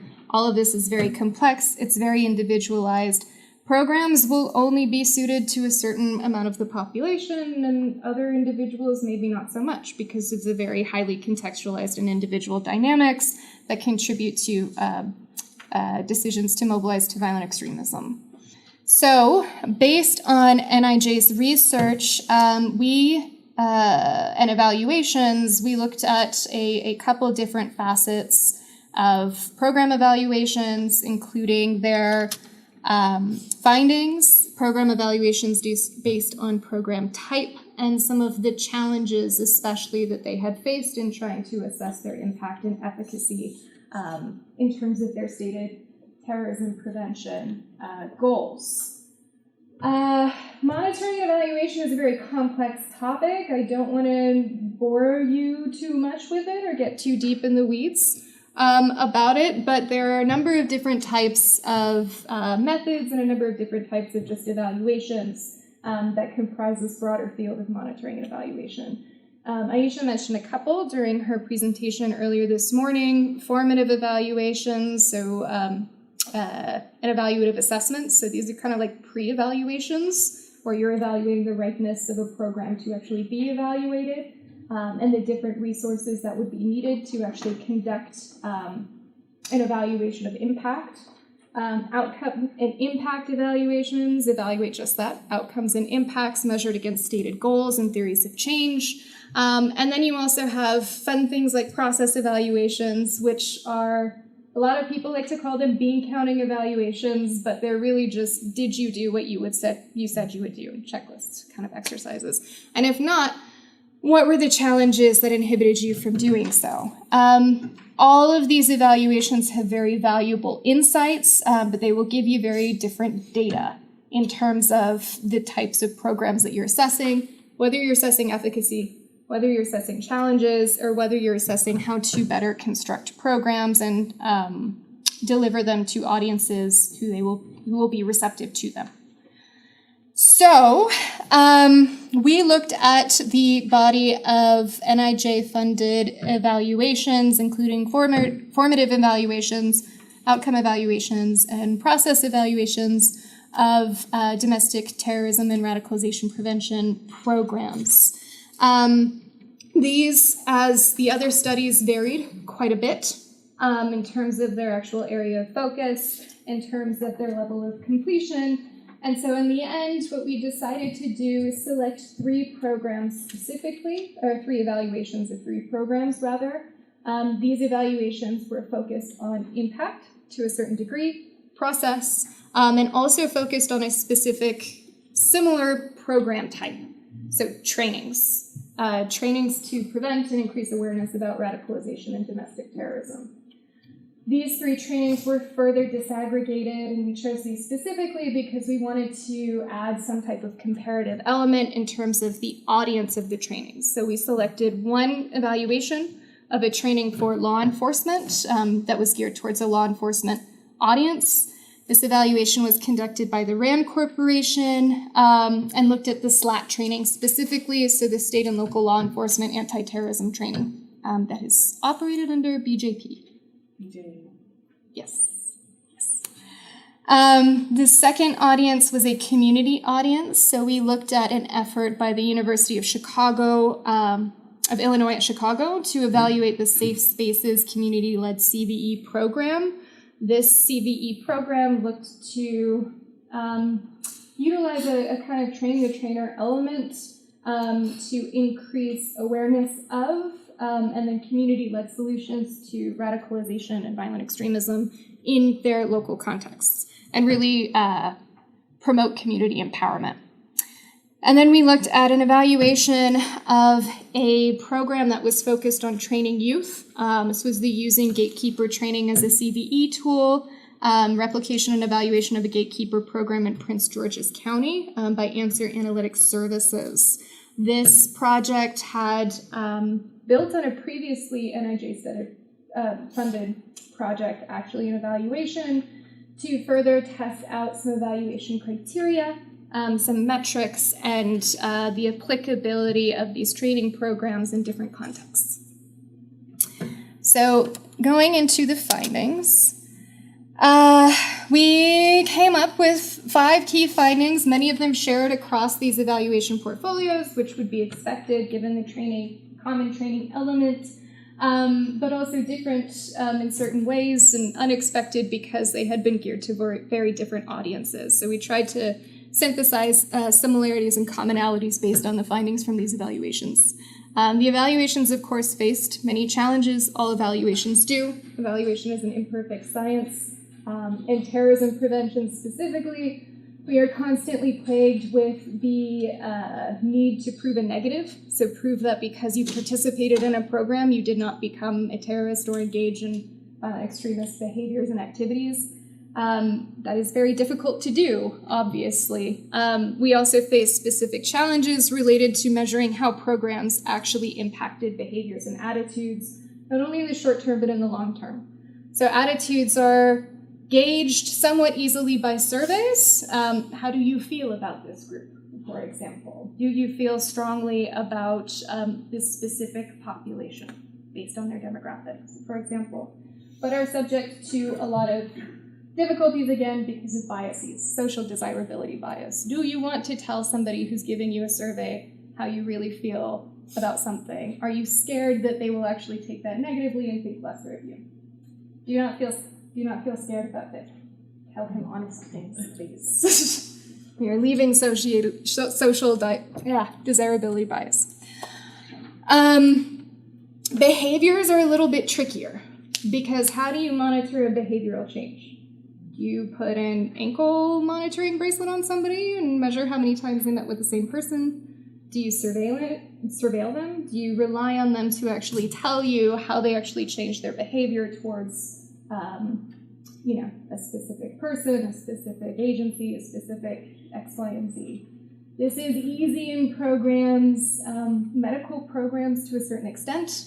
For example, in smoking cessation programs, did you stop smoking? And is nicotine still in your bloodstream? Somewhat easy, right?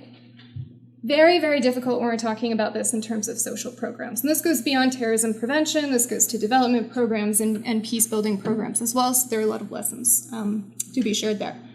But those are a couple challenges. Some recommendations that stem from that really focused on, again, long-term assessments. This is difficult because of funding cycles, obviously, but making sure you're following up at key points in times and using different methods that have been developed to better assess and changes in behaviors, changes in attitudes. Including test questions, too, is something that is recommended in terms of ensuring that you're actually getting the truth instead of something that's impacted, again, by that social desirability bias. But beyond the challenges and the lessons for evaluations moving forward, 5 key findings related to programs themselves emerged.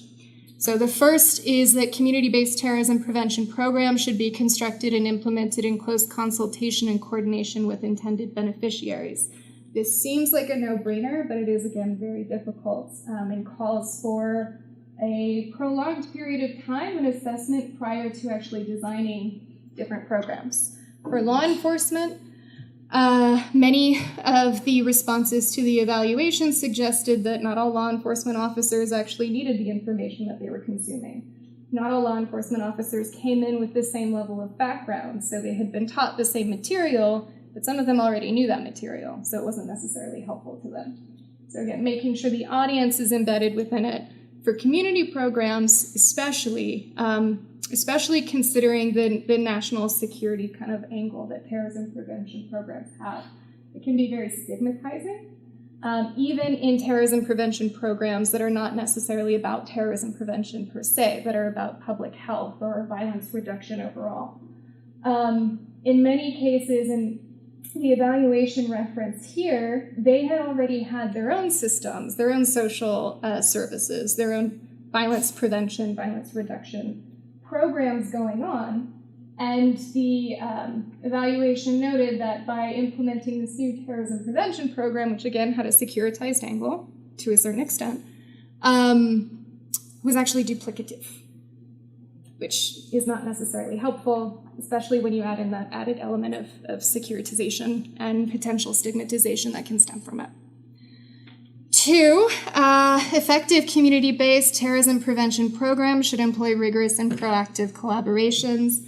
This again speaks to the importance of a long timeline, engagement with the community, and also assessment prior to developing different terrorism prevention programs, and ongoing assessment throughout.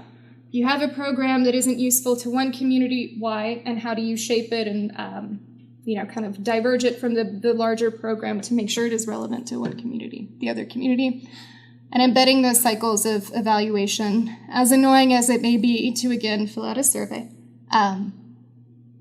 Data is important. 3, the impact of terrorism prevention programs can go beyond terrorism prevention itself. This was a very interesting finding across each of the programs that we assessed. So the law enforcement focus, the youth focused, and the community-based focus programs. For each of them, the surveys and different methods that had been employed to evaluate the impact and attitudes towards the program pointed to the benefits that span beyond terrorism prevention. For youth specifically, they noted that some of the different techniques that they had been taught to prevent violent extremism or assess whether somebody was perhaps on a path towards radicalization had been used by the students and the youth who had participated in those programs, just not to address violent extremism or terrorism, but to address interpersonal conflict, and had been seen as very beneficial.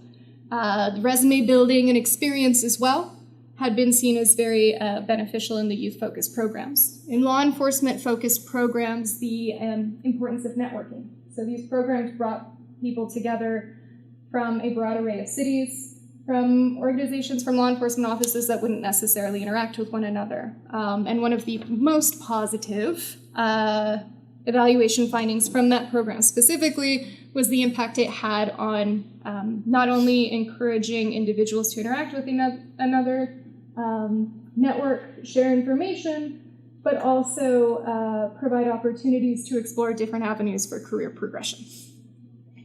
Finally, the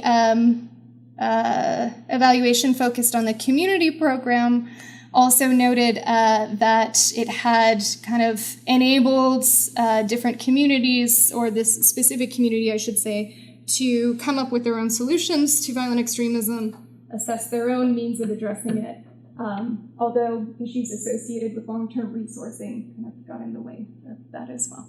But while these are different corollary goals, it is still important to note that these different types of programs, while perhaps not having a direct impact on terrorism itself, do have impacts that span far beyond that. 4, this one's very important. So including terrorism prevention and broader violence prevention and public health programming can be more successful than standalone terrorism prevention programs. However, at the same time, and this is highly informed from both the youth and the community evaluations of programs, this can actually have a negative impact in terms of confusing participants to the actual point of the program. If you're embedding terrorism prevention and public health and community resilience programs, how are you doing that? Again, we have a securitized and a non-securitized type of angle that are working together. How do you define terrorism? Are you actually using the term terrorism? And if you're not using the term terrorism, which was a component of this project, then how are you actually reaching your terrorist prevention goals or measuring, how it's actually functioning in the real world and its impact? Still, using public health programs was seen as a more acceptable means of actually implementing some of these programs. Individuals and communities were more open to public health prevention frameworks rather than terrorism prevention goals, which they saw as stigmatizing and potentially profiling their communities as national security threats. So something to consider moving forward. And then finally, understanding the efficacy, suitability, and impact of community-based terrorism prevention programs is key to achieving policy priorities and serving community needs. This kind of goes without saying, but evaluations are very important. They're also very expensive. I think we all recognize that. They take a lot of effort, they take a lot of time, they take a lot of creativity, and they take a lot of reassessment. You need to have long-term follow-up to actually understand long-term outcomes and impacts. Continuing to invest in these types of programs, evaluations of programs, is really essential to figuring out whether they're working and how we actually need to change them, and resource saving in the long term. I will pause before I go on to the last synthesis effort. Evaluation-related questions, or questions about the survey that I don't know that much about. Great, okay. Let's go on to the last one. This was, I think, my favorite project. I am biased, I will admit. But for our last synthesis effort, reviewing not only NIJ-sponsored research from the Domestic Terrorism Prevention portfolio, but also NIJ-sponsored research from the portfolio on mass shootings and portfolio on bias and hate crimes. My co-author Thomas and I explored the extent to which these different types of crimes are related, differ, compared to one another. Specifically, we didn't, because of the information available, we didn't actually look at the types of crimes and the how they were actually implemented in different settings, but we did look at the profiles of individuals who had been convicted of committing these crimes based on all of this different research to examine the extent to which there were overlaps in socio-demographic factors between them. A little bit on framing, of course, and then a little bit on data. The overlap, I mean, all of these different things are very closely intertwined, but they're also very distinct, and I think that's something important. It's very difficult to, again, define, especially when an event occurs, whether or not it falls within some of these different categories, especially when it seems to fall in multiple categories. But that definition is very important, especially when we're throwing around terms like violent extremism. So to embark on this endeavor, we started by framing how these different similar types of violent crimes do actually intersect. Violent extremism obviously has no universally accepted definition. The UN doesn't even have a definition that's necessarily representative of all of its different member states. But one thing that does unite different definitions that are kicking around in this space is that violent extremism involves the support for, association with, or participation in violent activities to achieve an ideological goal. The ideological goal, which is the most important component there. That is the unifier of all of these different definitions of violent extremism. Mass shootings vary in terms of their definitions, so you'll get a different definition based on law enforcement agency, based on researcher. We've defined it here based on the FBI's definition as an event wherein 3 or more victims are murdered by firearms. Some definitions say 4 or more. Some include casualties rather than just fatalities. Some don't. So we'll get to this a little bit later, but it makes comparing data and understanding these different types of offenses a little bit difficult when the definitions are so varied.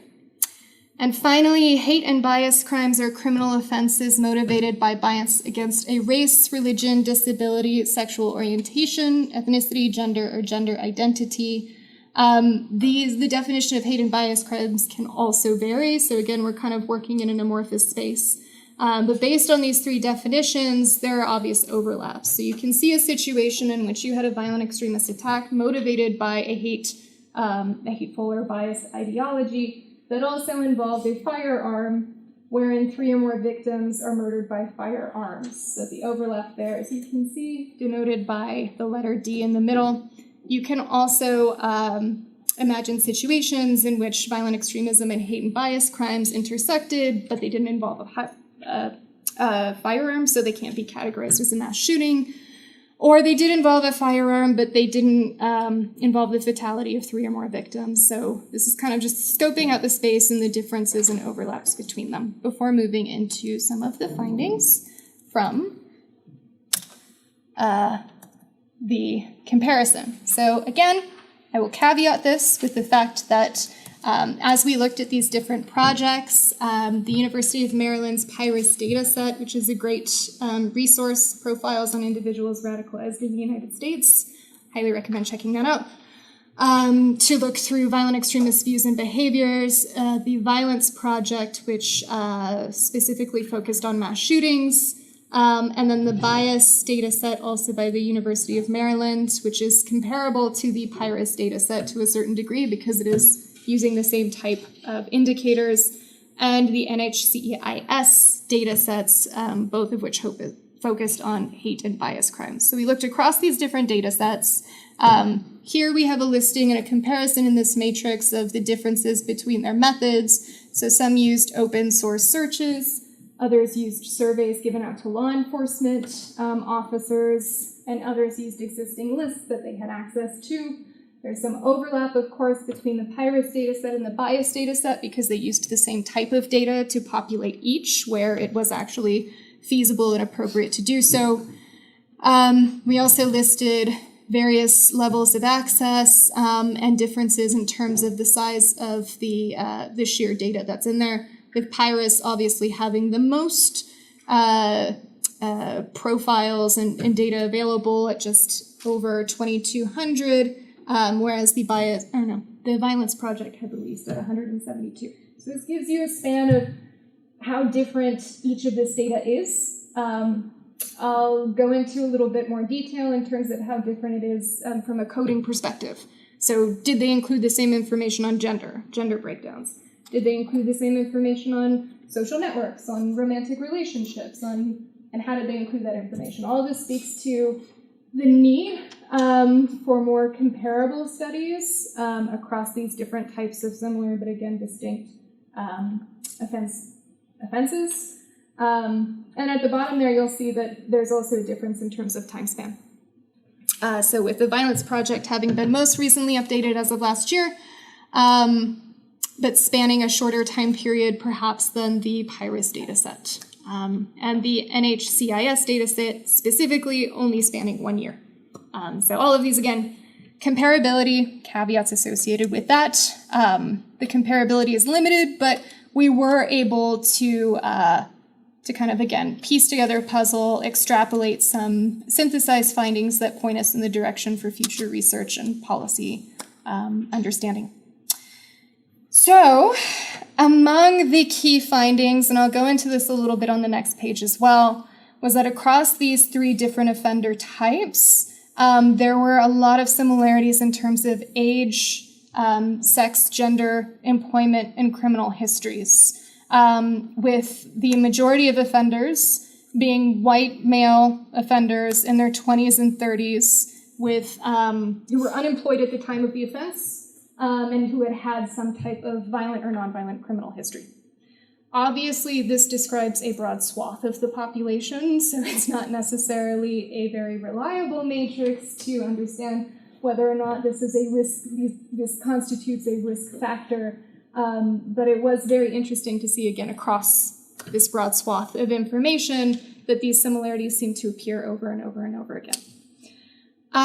Still, despite these similarities, risk factors varied across each offense type and importantly within each offense type. So the PIRUS data set specifically not only looks at violent extremist offenses and profiles of radicalization, it also disaggregates that based on a variety of different factors, including ideological motivation. Far left, far right, religiously motivated, and jihadist. Okay, I said that right. In addition, the bias data set, also by the University of Maryland, further disaggregates hate crimes and bias crimes based on not necessarily ideological motivation, but the focus of that hate or bias. So was it focused on religion, or religious orientation, sexual orientation, race, etc. So within these different types of crimes, there was just as much variation as across these different types of crimes. So I'll go into the next page briefly to kind of discuss some of that variation in more depth. but again, speaks to the fact that this is a highly complex and individualized kind of process. It's a very highly contextualized process. And even among different specific offender types, there's an incredible amount of variation. There's also a lot of similarities between very specific offender types across the spectrum as well. So we'll get into that in the next page.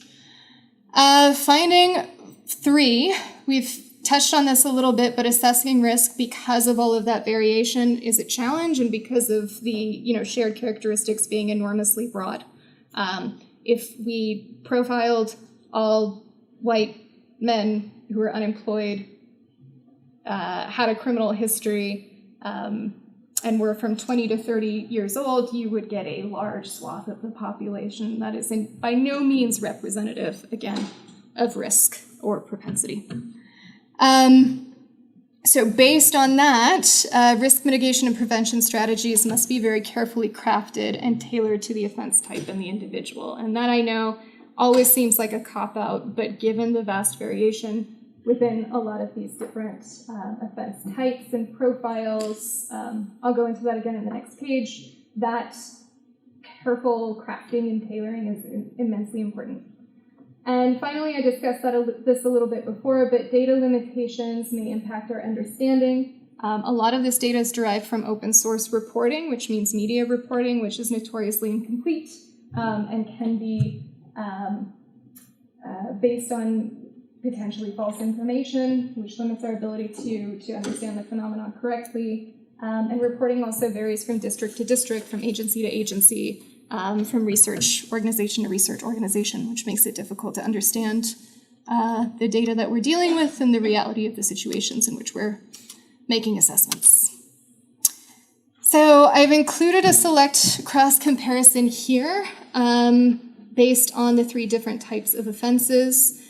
These give you a little bit of an idea of the similarities and differences between these different types of offenses, and based on the broader kind of population ratios. So as mentioned, all violent extremists, across violent extremists, male or mass shooting, bias and hate crimes offenders, males 20s to 30s, typically unemployed at the time of event, with a criminal history, and an added factor in that is that they were typically unmarried. That's not to say that they didn't have a romantic relationship, it just is to say that they weren't actually engaged in a civil union or wedded to one another. There are very differences in that as well. And then in terms of differences across offense types, and based on, again, the general population, violent extremists tended to they had varied education levels based on ideology, but they tended to have a higher education level than mass shooters and bias and hate crime offenders. Again, this comparison is very imperfect based on the data available, so take that with a grain of salt, but it does give us a little breadcrumb to follow moving forward. Within violent extremist offenders, far right offenders tended to be the least educated, far left offenders tended to be the most educated, with the other types of offenders kind of varied between the two. In terms of trauma was a really interesting thing. So some data sets did not code for previous trauma, and previous trauma is, again, a very subjective term, very difficult to assess. But for mass shooting offenders in particular, and across the databases on mass shooting offenses, trauma was seen to be a very significant factor, especially among individuals who had conducted K through 12 shootings, experiencing an inordinately high level of early childhood trauma. Something to consider. Bias and hate crimes also coded for trauma, but that tend to be varied based on motivation and also a little bit lower. But among mass shooters, trauma seemed to be a highly prevalent and kind of persistent threat, again, especially among K through 12 individuals who engaged in K through 12 shootings. Mental health histories. So again, this varies based on definition and data available, and individual histories of using different types of medications or seeking counseling for mental health issues. Among those, mass shooting Individuals who had carried out mass shooting offenses tended to have a much higher rate of known mental health histories than did individuals who had engaged in offenses related to violent extremism and bias and hate crimes. Military history, again, varied. Violent extremist offenders didn't necessarily have a uniform kind of record of military history, with those who were coded as having far-right ideologies displaying the highest amount within that category of military history. Mass shooting offenders, something that was very interesting, tended to have a higher history of engagement in the military. This was very interesting because if you look at the overall data for mass shooting offenders, they tend towards the younger ages, so having a higher history of military engagement, especially amongst like the smaller proportion that were of a higher age, was particularly interesting and something that was brought out within the research findings. And then bias and hate crimes tended to have a lower amount of military history. That also did vary to a certain extent, depending on the motivation, but in general appeared to be lower than other types of offenses.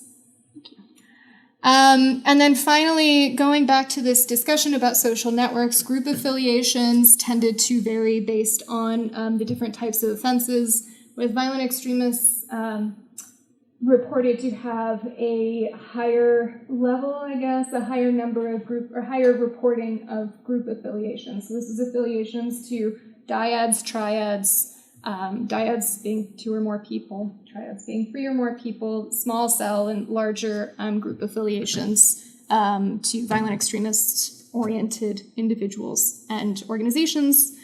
Mass shootings, as you can imagine, tended not to have group affiliations. Individuals who had committed mass shooting offenses tended to be a little bit more socially isolated, especially as compared to individuals who had contributed to or participated in violent extremist offenses. And then finally, individuals who had participated in bias or hate crimes also tended to have group affiliations, although that did vary again based on their motivation. It also varied in terms of types of attacks, but I will give you more information from the actual study before I get into that. Any questions before I wrap this up quickly? And then take more questions. Okay.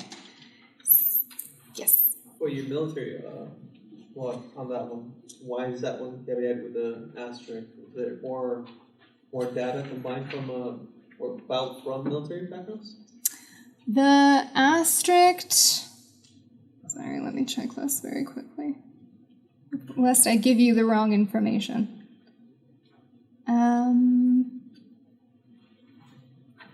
Now it is missing. Let me get back to you on that one. I'm wondering if it's a typo at this point, but let me get back to you on that one. Thank you. Mm-hmm. Okay, this probably leads into your next slide, but the definition of violent extremism seems very closely tied to that of terrorism, and the only word that's different, I think, is ideological and political. Has violent extremism kind of swallowed terrorism as a concept in their academic field, or is it by DOJ and their policies? I'll let Aisha respond to that from DOJ and the policies. From the academic field, so technically there are differences between the two, right? Violent extremism being the ideological portion and terrorism being an outcome of violent extremism, right? A terrorist act as something that can come from violent extremism but doesn't necessarily come from violent extremism. I'm thinking in like Venn diagrams here, right? There has been a tendency, in my own personal opinion, over the past decade to equate the two a little bit too much. So there has been mission creep between the two, where violent extremism became a popular term and then was used in reference to otherwise acts of terrorism or terrorist activities. They are very closely related. but the distinction between them, the ideological versus the politically motivated factor, added to that from like a political science perspective, terrorism being an act that is meant to inspire fear or instill fear within a broader population, whereas violent extremism can be a little bit more insular and not necessarily geared towards achieving that end in a political fashion. These are some differences, but there is a lot of blurring between the two. Some research brings it out a little bit more, and other just kind of coalesces it all together. So kind of depends.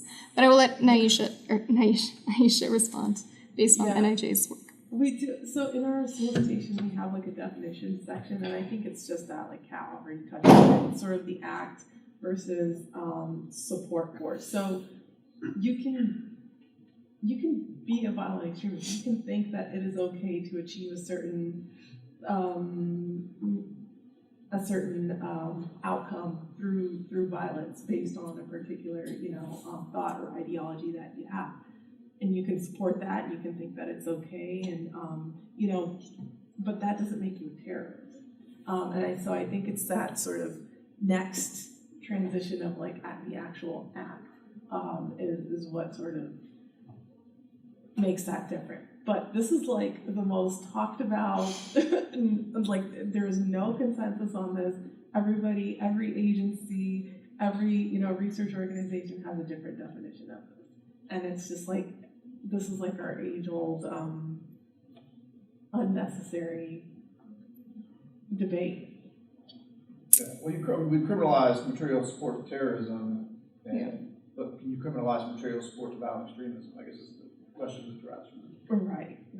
And then but even with material support charges, right? It's like it's for international, like foreign terrorist organizations. So like, how do we deal with that, like at home? When we have like issues like that going on. So there's also that whole debate. I'm going to mention this, and I'm going to regret mentioning this, because this has been like the past 8 to 10 years of my life. But even beyond the distinction between terrorism and violent extremism, you get into further debates about, do you call it violent extremism or do you call it extremist violence? Is it the violence or is it the extremism? How do you define extremism? Is it just like, vis-a-vis all of these terms? So there's a lot more underneath the surface that bubbles up beneath it. I think the importance, again, is the criminality of it, as opposed to just holding the ideology, so support for actual acts of violence and criminality, which violent extremism doesn't always encompass, so it gets confusing. Any other questions?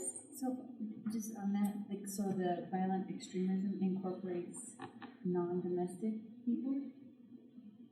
So it's, for NIJ, I'll let Aisha respond. It's used in the international context as well, and again with the same definitional issues.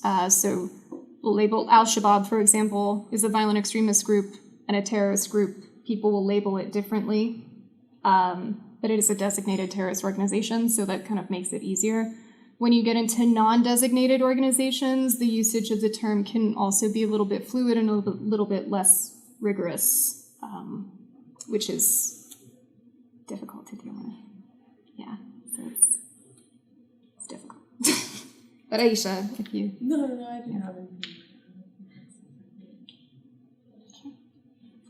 I'm sorry, I have a question about just the blurring of the definitions between violent extremists and counterterror. So is there an artificial barrier then in terms of resourcing and funding based on how you classify something? For instance, U.S. federal agencies often will have a counterterror task force or division or something within a larger federal agency. Is there anything like that for violent extremist organizations? And if not, does that limit the amount of resources or force you can bring to bear on the federal or state level against something that isn't counter-terror, it's counter-violent extremism? I'm not equipped to answer that question, but I think it's a very good question, especially from a funding perspective and coordination perspective. I would not be able to answer that question, unfortunately, though. So, yeah. Okay. Any other questions? All right, so we'll wrap up really quickly. Again, in the interest of time, I've skimmed over a lot of information. I'm happy to talk more about this information later. We're hoping to have the fact sheets published soon as well, so would be very eager to share those with you once they're out. We'll share them once they're out. But I wanted to end on a discussion of the overall findings across these different, related again, but different areas of focus in terms of the broader portfolio of NIJ-sponsored research on domestic radicalization. So the first is kind of what we were just talking about. Definitions of violent extremism and other offense types matter, but they vary, and this does have very real implications for research, policy, and practice. One of the most important implications, and one of the things that I hone in on a lot, because my work is mostly geared towards translating research for policy and practice, is that researcher definitions can vary substantially from actual political definitions. And not knowing those definitions, and again, that's why we have a lot of caveats here, because these definitions also varied, can have very drastic complications, impacts on the work that we do in the policy and practice side. So again, over-equating political ideology with violent extremist or violent ideology based on a definition that's not necessarily agreed upon can have very bad consequences. So definitions really matter. What definitions are varies a lot. So understanding the actual definition that's being used in each case, even though there's no one-size-fits-all definition, again, gives us a very different perspective and view of the data that we're consuming. Similarly to that, there's no one-size-fits-all profile of radicalization processes or of individuals who radicalize to violence. Again, complexity. A lot of this across each of the studies pointed to the fact that it's not just an idea, it's not just a persuasion, it's not just social networks, it's not just online activities, it's actual lived experiences, it's backgrounds of individuals and how they perceive the world and their options within it based on those individual experiences. I know this doesn't make anybody's job any easier, but it does speak to the importance of understanding that, well, you know, efforts to create different profiles are useful. Again, if we assume that anybody who is a white male, unemployed at the time, and has a history of, between their 20s and 30s is in any way more likely to commit an act of violence, it's not really a precise science. Not necessarily something that will give us the results that we want to see. 3 is that social networks can play a role in radicalization processes, including through leakage. Now, I meant to discuss leakage a little bit. I went a little bit too quickly through these slides, but leakage is in reference to when an individual intentionally or unintentionally divulges their plans to commit an act of violence or to radicalize. Across all of these studies, and I'll touch on this here and then show you a slide a little bit later, leakage was a very prominent factor in terms of not only mass shooting events, participation in violent extremist organizations, but also in terms of social networks' ability to understand, you know, again, from a very close perspective, whether an individual is plotting to participate in a violent extremist event or is kind of on a pathway to radicalization. Leakage is very important. And given the issues associated with not being able to adopt a one-size-fits-all profile or not being able to kind of pinpoint definitions and issues associated with understanding and making sense of complexity, leakage provides us with a very real prevention opportunity, but one that, as Aisha mentioned before, and is within these research projects, can be very fraught. Particularly because of issues of lack of trust, fear of consequences, fear of losing a relationship between you and a loved one or a friend who might be plotting or planning something, or you might see as pursuing a path to radicalization to violence, but you're too scared because of, again, fear of law enforcement, or fear of losing a friendship or losing a friend or getting something wrong, which speaks again to the importance of community engagement and ensuring that the mechanisms for reporting on suspected, again, pursuits of terrorism, I guess we should say at this point, are varied but also accessible and anonymized when necessary. So a lot of this is in some of the reports, but because we are running out of time, I will run through this really quickly. Challenges and limitations to data impacted all of the findings across these synthesis reports, and that is because data is very hard to get, very hard to assess, and definitions do vary. And finally, risk does not always equate with propensity. I've said that a lot today, but it can serve as an important area of awareness-based efforts, particularly in the online space, and particularly in an effort to preserve and not infringe on individual civic liberties and freedoms. So that's the wrong one. In terms of implications for policies and practice, understanding stigmatization, so this comes from profiling, and adopting a holistic lens to addressing violence is an area that popped up throughout the synthesis of these different studies.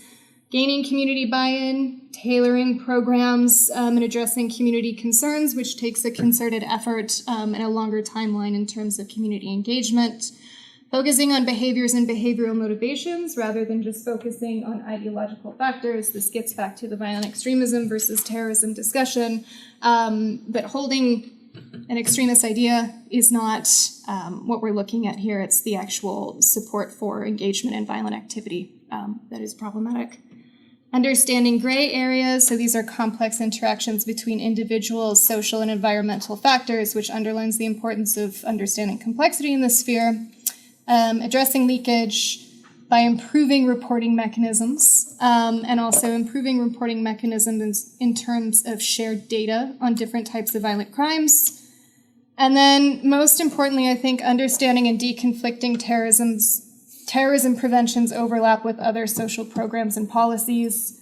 Preventing and countering violent extremism as a field in particular has adopted a lot of, borrowed from a lot of different fields related to public health, peace building, community policing, et cetera, without really having a clear guideline for when that does become a national security priority versus just a community resilience kind of initiative.